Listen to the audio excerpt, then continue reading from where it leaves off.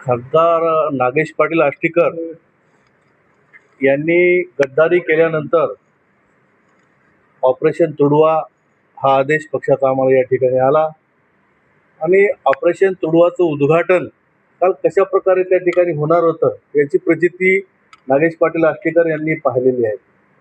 आणि 4 गाड्या पोलिसाच्या मागे, 4 गाड्या पुढे यायचे, एक माणूस इकडून बसवायचं, मधामध्ये बसवायचं आणि आम्हाला शिवसैनिकांना धमकी द्यायचं हे कितपत योग्य आहे. काल त्यांनी भाषणामध्ये त्या ठिकाणी सांगितलं की मी येणार आहे. नागेश पाटील तुम्ही या.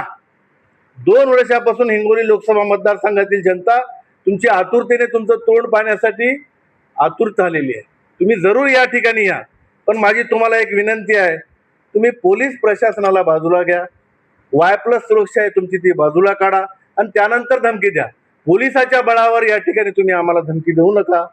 या ठिकाणी शिवसैनिक ऑपरेशन तुडवा कसं राबवितात याचा अनुभव तुम्हाला त्या ठिकाणी मिळणार आहे.